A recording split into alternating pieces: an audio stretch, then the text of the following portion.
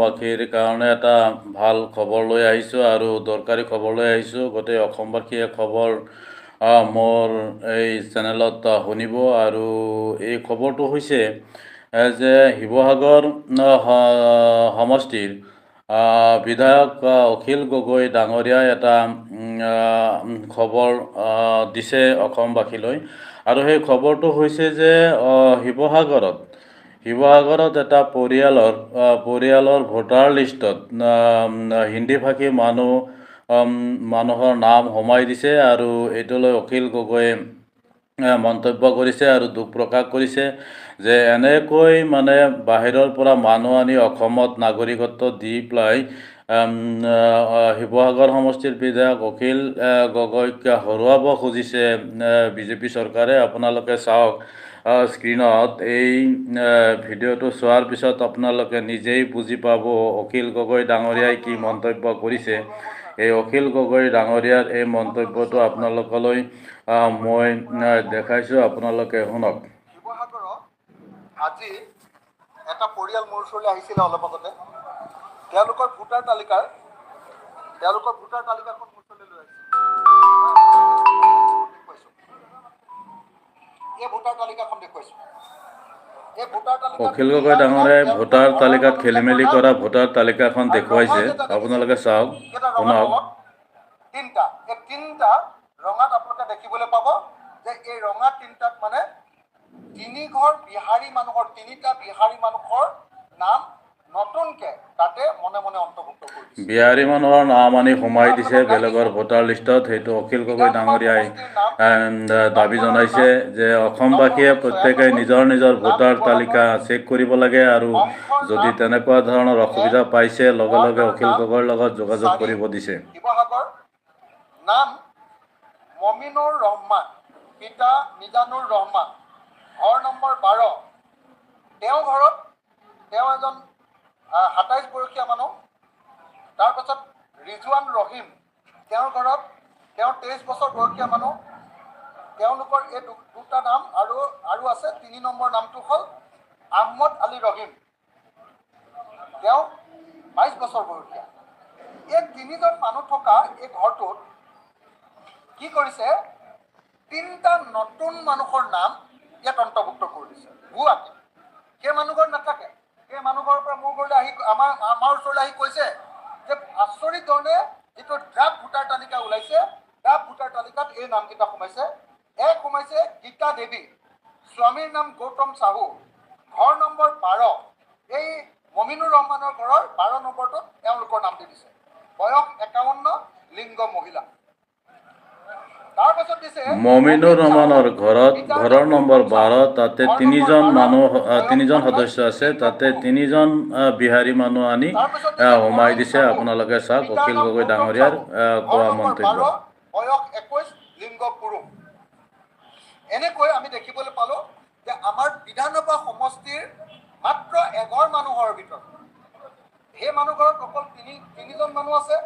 সেই 3জন মানুহৰ লগত নতুন 3গৰাকী মানুহঘৰ মুছলিম, বঢ়িয়া মানুহ, অসমৰ খিলঞ্জীয়া মুছলিম মানুহ।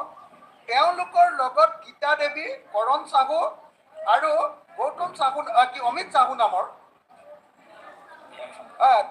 বিহাৰী সম্প্ৰদায়ৰ 3টা নাম এই ভোটাৰ তালিকাখনত অন্তৰ্ভুক্ত কৰি দিছে। আৰু এনেকৈ শিৱসাগৰত কি কৰিছে, ভোট চুৰি কাম আৰম্ভ কৰিছে। আৰু এটা পৰিয়ালৰ পৰা আহিছে, মই সেইটো এতিয়া দেখুৱাই নাথাকোঁ, এটা উদাহৰণে দি দিছোঁ। তো ইতিমধ্যে শিৱসাগৰত ভোট চুৰিৰ কাৰণে বিজেপি আৰু RSSে কাম আৰম্ভ কৰি দিলে। কোনোপধ্যে এই কাম হ'বলৈ দিয়া নহ'ব।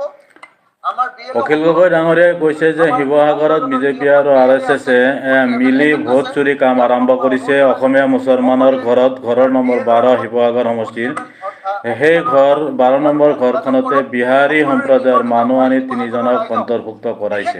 শিৱসাগৰ নগৰৰ 14টা ৱাৰ্ডত টাউনৰ ৰাইজক নিজৰ ভোটাৰ তালিকাখন আপোনালোকক চাবলৈ অনুৰোধ কৰিছোঁ। আপোনালোকৰ ঘৰৰ বিপৰীতে কেনেবাকে আপোনালোকৰ অচিনাকি কোনোবা মানুহৰ নাম ভৰাই থৈছে নেকি, আপোনালোকে নিজে পৰীক্ষা কৰক আৰু নিজে ইয়াৰ বিৰোধিতা কৰক।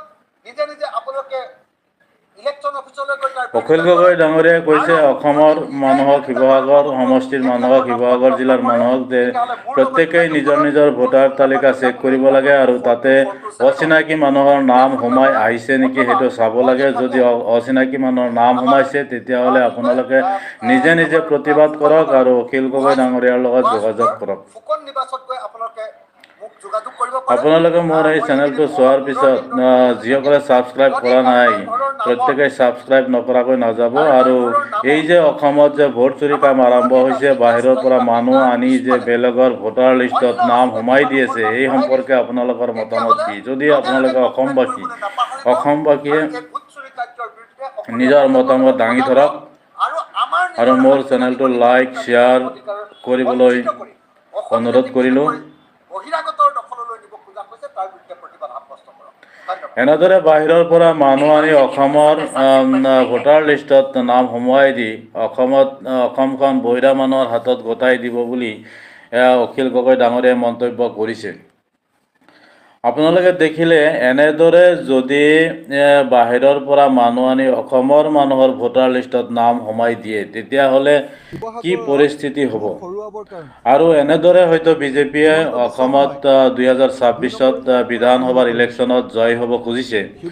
গতিকে আপোনালোকে এই যে বিজেপিৰ কাম, বিজেপি RSSৰ কাম, বাহিৰৰ পৰা বিহাৰী সম্প্ৰদায়ৰ মানুহ আনি, হিন্দী ভাষী মানুহ আনি যে অসমৰ মানুহৰ ভোটাৰ লিষ্টত নাম সোমোৱাই দি নাগৰিকত্ব দিব খুজিছে, এই সম্পৰ্কে আপোনালোকৰ মতামত কি? আপোনালোকে দাঙি ধৰক, নিজৰ নিজৰ মতামত দাঙি ধৰক আৰু কমেণ্ট বক্সত লিখক এনেকুৱা ধৰণৰ প্ৰব্লেম আৰু কাৰ হৈছে।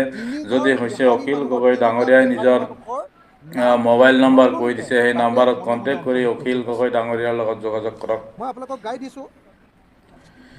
আপোনালোকে স্ক্ৰীনত চাওক আৰু অসমবাসী প্ৰত্যেক অসমীয়ালৈ অখিল গগৈ ডাঙৰীয়াই অনুৰোধ কৰিছে যে নিজৰ নিজৰ ভোটাৰ তালিকা চেক কৰিব লাগে। চেক কৰাৰ পিছত যদি এনেকুৱা ধৰণৰ অচিনাকি মানুহৰ নাম ভোটাৰ লিষ্টত সোমাইছে, কোনোবা বাহিৰৰ অচিনাকি মানুহৰ নাম ভোটাৰ লিষ্টত সোমাইছে, তেতিয়াহ'লে লগে লগে BLOক জনাওক আৰু নিজে প্ৰতিবাদ কৰক। অখিল গগৈৰ কণ্টেক্ট নাম্বাৰৰ লগত যোগাযোগ কৰক।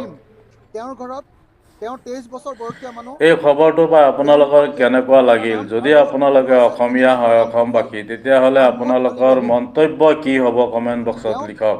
22 বছৰ বয়সীয়া। মোৰ চেনেলটো ছাবস্ক্ৰাইব কৰিবলৈ নাপাহৰিব। Thank you. কি কৰিছে? 3টা নতুন